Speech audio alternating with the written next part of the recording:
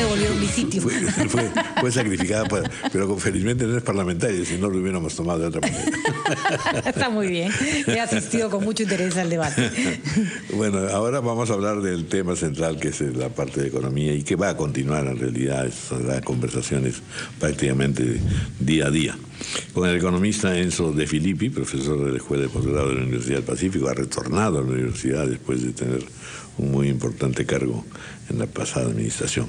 Y por supuesto, una de las cosas centrales que se han tocado, bienvenido, gracias por estar con nosotros, es lo que de alguna manera, la verdad es que viejos experimentados siempre señalamos, cada vez que se va un gobierno, deja un forado tremendo, diciendo, no, dejo todo asegurado, todo lo he hecho claro, para que el que venga se sienta cómodo.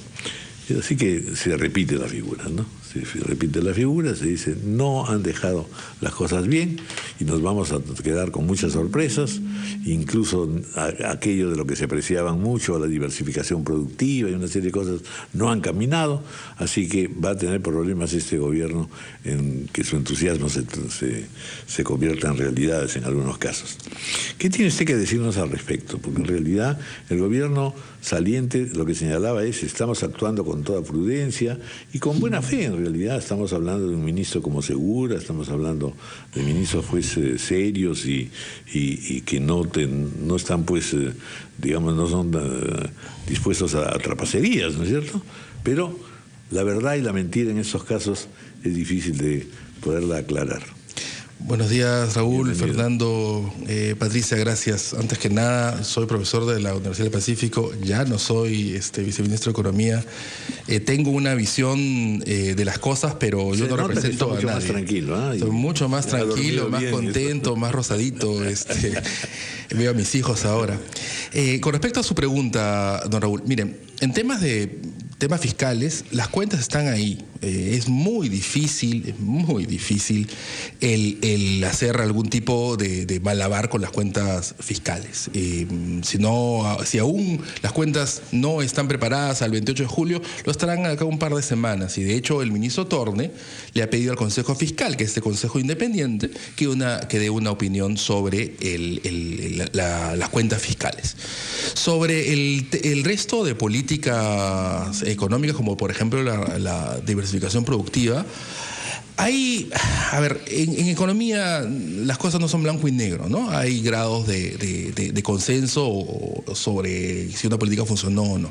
En el caso de diversificación productiva, si usted recuerda, cuando recién se planteó, hubo mucha crítica porque no se entendía exactamente qué iba a hacer. Luego de 2 años y medio de haberla implementado, creo que el consenso es que es una política inteligente que no implica regresar a los 70s, que no implica subsidios masivos ni darle beneficios a alguna industria que no tenga otra. Se prioriza porque es razonable. Si uno tiene, 5 caballos y uno corre más que los demás, vamos a priorizar los insumos a ese caballo que corre más, que es lo que está haciendo el gobierno, lo cual es la política de Estado.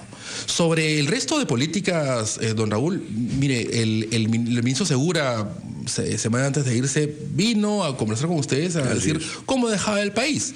No, incluso da una visión un poco más optimista, es decir, como que...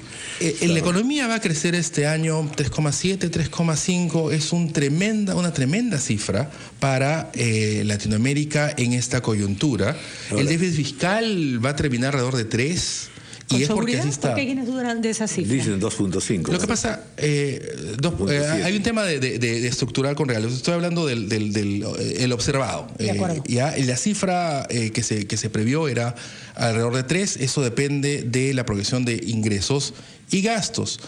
Es posible que hayan cambiado las proyecciones de ingresos porque puede estar desacelerándose o la economía, o pueden haber cambios en los ingresos, pero los gastos son bastante predecibles y los gastos, digamos, no es que el nuevo gobierno va a hacer grandes cambios. Los gastos se fundamentan en un presupuesto que ya se dio.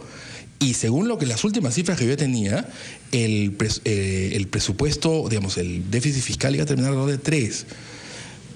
Si cambian las cosas podemos hablar, pero hoy por hoy esa es la cifra. ¿Esa es la proyección? Esa es la proyección y no veo ninguna razón hoy por hoy, por la cual eso haya cambiado.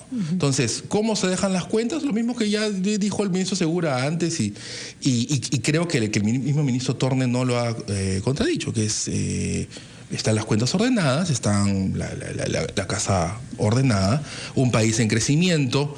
Recuerden que hace unos años crecíamos a 2,4, el año pasado a 3,3 y este año vamos a crecer un poco más. Eso es una economía en reaceleración. Nos ha dicho usted que no es fácil hacer malabares con las cuentas públicas. Creo que Dilma Rousseff sabe eso exactamente. Muy bien, ¿no? Pero se ha dicho también que hay algunos ministerios que han sido hallados sin recursos. Tendrán que yo no he visto, no sé cuáles ministerios y no sé qué recursos. Lo que yo tenía entendido es que el gasto del sector público hasta el 28 de julio estaba alrededor del 50% del presupuesto, que es por debajo de lo que manda la ley. La ley dice que solamente se puede gastarse el 60%. Iba por 50%. Si no son 50, será que 55%, pero de todas maneras iba dentro de la ley. Es importante lo que dice Fernando porque, sí, Dilma Rousseff no se fue por corrupción. Dilma Rousseff se fue por maquillar cuentas públicas. Y el gobierno, todos los gobiernos lo tienen clarísimo. Además es bien difícil maquillar cuentas públicas. Es como, es una contabilidad de cualquier empresa, pero pública, que todo el mundo la mira. Pero además me imagino que si está en juego el hecho de una categorización internacional, por ejemplo, como la de Moody's y todos los organismos internacionales, uno no puede andar maquillándose fuera, ¿no? El Perú es la estrella económica de Latinoamérica en este momento. Crecemos, como digo, por encima de los otros países con mayor nivel de desarrollo. Eso no es la versión del gobierno, eso es una visión internacional. Lo dice Moody, lo dice Fitch, lo dice el FMI. ¿Alguna institución internacional ponía algunas objeciones a lo que se vino haciendo? ¿O advertía, cuidado, que hay el peligro de tal o cual cosa? No en el corto plazo. Lo que todo el mundo dice, y sobre todo las calificadoras de riesgo, es, a ver, el Perú va bien, pero lo que hace que pasemos de ir bien a ser un país desarrollado, que es lo que queremos, implica, por ejemplo, mayor recaudación fiscal, que va totalmente en línea con lo que ha propuesto el ministro Torne y el primer Zavala. Tenemos que aumentar la recaudación fiscal porque tenemos que poder pagar los servicios públicos que hacen que la economía se reinvierta, que tengamos un mejor nivel de vida, que tengamos mejores funcionarios, que reduzcamos la burocracia y se cumpla también con lo que dijo el presidente Kuczynski. La misión del Estado es proveer servicios públicos para que la gente pueda ser feliz. Sí, no, y además porque eso en el fondo nos ahorra tanto en salud como en capacidad, en baja productividad, poderla reemplazar. La proporción de ingresos con respecto al PBI del Perú es alrededor del 20%. Otros países de la ENS del Pacífico están alrededor de 25%. Nos queda un gran camino por recorrer. Tenemos que recaudar más porque tenemos que pagar mejores servicios públicos y proveer más servicios públicos. La reforma educativa que casi todo el mundo está... ¿Qué fue lo que no caminó? ¿Qué fue lo que no caminó en la parte económica? Lo que el gobierno proyectaba, lo que los especialistas decían. Lo que no le salió como querían, en todo caso. Que no le salió como querían. La reforma laboral y la reforma de descentralización requieren consensos políticos que el gobierno anterior no logró tener. En el tema de la reforma laboral, la famosa ley Pulpín era el inicio, algo... No era una ley, señor, era un decreto legislativo. Matiz importante. No, perdón, la ley Pulpín fue aprobada por el Congreso y luego fue desaprobada por el mismo Congreso, que la aprobó con argumentos bastante ridículos. Pero es un tema totalmente político. Pasemos por ahí.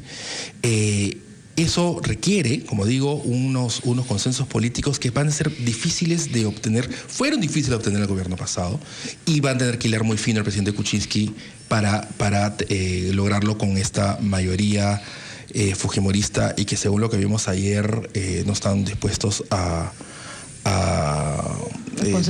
consensuar mucho, ¿no? O sea, mucho se ha insistido en realidad, evaluando el pasado gobierno, que la separación era muy clara, es decir, desde el punto de vista económico aparentemente había pues un manejo profesional, técnico y cuidadoso, pero al mismo tiempo desde el punto de vista político había una situación de creciente molestia con respecto al gobierno, y incluso cometía errores de muchas índoles políticas, ¿no es cierto? ¿Cuánto de eso influyó en realidad en que al final todos dijéramos esto no marcha bien y la economía también es un desastre? Es decir, cómo se contagió la evaluación económica con la parte de la disgregación y debilitamiento político. La respuesta es un poco larga, voy a intentar ser corto. Lo que puede hacer el gobierno para que crezca una economía no es mucho. La economía crece porque el sector privado toma decisiones. Incentivar al sector privado para que tome decisiones no es fácil, ¿ya? ¿Qué es lo que mueve a la economía? Es la economía, los mercados. Son relaciones que van de entrada y salida. ¿A qué me refiero? Cuando uno tiene un mundo que crece a tasas altas o que tiene, como hemos tenido en el Perú, un precio alto de las cosas que vendemos, entonces, aunque el gobierno no haga nada, se siente, no haga ninguna. Tenemos un gran espejismo. Vamos a mejorar porque va a haber más inversión, va a haber más trabajo y va a haber más dinero en la calle. Lo que ha pasado los últimos 5 años es que hemos tenido la mayor caída en términos de periodo y en términos de cuánto fue la caída, 65% de los términos de intercambio de lo que exporta el Perú. Cuando eso ocurre, es como que uno esté yendo en la carretera a 150 kilómetros por hora. Luego baja a 80. 80 no es despacio, ¿no es cierto? Pero le parece, comparado con antes, que es muchísimo. Ya. Y entonces la gente que dice, ¿quién tiene la culpa? Los mercados internacionales que son entelequia, la economía china. Pero usted parte pues de la base de que en realidad todo lo que se hizo estaba acertado. Y tengo la impresión que no. A ver, no es que todo lo que se hizo estuvo acertado. Creo que nadie puede decir que un gobierno hace todo bien. Hay ciertos errores y hay ciertos aciertos. El acierto ha sido el seguir apostando por la integración del Perú al mundo, que no viene de los últimos 5 años, eso viene de tiempo. Así es. Es una línea de acción ya. Pero hay complementos. La decisión del gobierno anterior fue, por ejemplo, que el Perú vaya a la OCDE. El profundizar la Alianza del Pacífico, que es una idea que vino del gobierno de García, el decidir profundizar eso, van en la misma línea de ciertas visiones que parten de antes. Entonces, dentro de ese contexto, decir por qué la gente cree que la economía es un desastre, no sé quién lo cree y por qué, habría que preguntarles. Yo puedo poner una visión cegada porque he sido parte del gobierno, entiendo eso. Es difícil decir, pero hemos retrocedido en índices como el de competitividad, por ejemplo, considerablemente. ¿Por qué? ¿Por qué hemos retrocedido? No sé, Fernando, si puedo responder eso. Hay índices, como por ejemplo la competitividad, que el 80% del índice es percepción.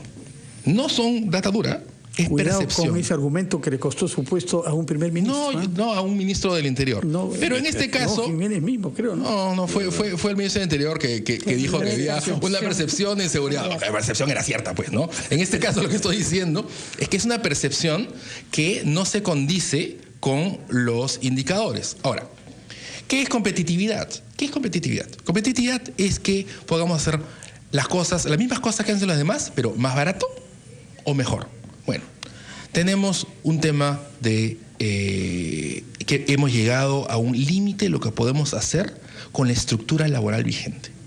O sea, un país que crece, o sea, las limitaciones que antes no eran evidentes ya son evidentes porque hemos mejorado. Eso es lo que les quiero decir. Entonces, tú tienes un mercado laboral con tantas restricciones. La necesidad de correctivos y por eso la necesidad de cambios. A eso voy. Hay muchos cambios que hacer. Un tema, por ejemplo... ¿Se aplicaron los correctivos suficientes en este periodo de Humala? Yo creo que se hizo lo que se pudo e inclusive, y eso creo que hay que reconocer, el presidente Humala tomó ciertas decisiones que sabía que sacrificaba capital político. La ley Pulpín fue uno y estuvo hasta el final. ¿Por qué? Porque era lo correcto. La ley Pulpín es un intento fallido en avanzar en la formalización. Este es el gran reto que plantea PPK y es el centro del discurso de Zabala. Exactamente. ¿Cuál es el mayor obstáculo que Zabala va a enfrentar? Porque no me puedo imaginar que ustedes no lo intentaron, pero no lo consiguieron. A ver, ¿no? La discusión pública sobre la formalización está muy enfocada, graciosamente, en la parte formal, ¿ya? O sea, yo reduzco las barreras a que, bueno, digamos, hago más fácil que haya más empresas, reduzco, en esa misma línea, reduzco las tasas impositivas y eso va a hacer que nos formalicemos. Eso ayuda, pero pongamos un país donde las tasas impositivas sean bajas y no haya exceso de burocracia, eso no nos hace formales de la noche a la mañana. El tema de la formalidad va mucho más allá. El tema de la formalidad está mucho más asociado al tema de diversificación productiva, a donde va el tema de diversificación Señor de productiva. Felipe, ¿Qué es cuál, perdón? Déjame, Fran. el problema de la informalidad está en que la productividad de las empresas peruanas en promedio es baja. Muy bien. ¿Cómo vas a combatir la formalidad? Aumentando eso. Y eso tiene que ver con educación, tiene que ver con hacer que las empresas sean más profesionales. Entonces la productividad sí está mal y no solo un problema de percepción. Productividad es baja. La productividad. Es un mal permanente. La gente que vende caramelos en la esquina gana poco porque lo que vende tiene poca productividad. Porque poco valor. Bueno, lamentablemente el tiempo nos gana, pero... Hablamos poco del discurso de Zavala. Sí, pues. Pero lo que me ha gustado es que está usted defendiendo sin un apasionamiento. Es decir, hay que ser realistas en ese sentido. Uno no puede pretender, uno no puede pretender que lo que hizo uno mismo está todo bien. Creo que en la mayor parte de las cosas, sí, la gestión Hubo desaliento para las inversiones, de todas maneras. Sí, pero si usted ve que la inversión comienza a decrecer a partir del tercer año del gobierno anterior, es decir, el discurso anti-inversión no fue lo que hizo decrecer las inversiones. La inversión al Perú creció el 2013, el 2012, el 2013.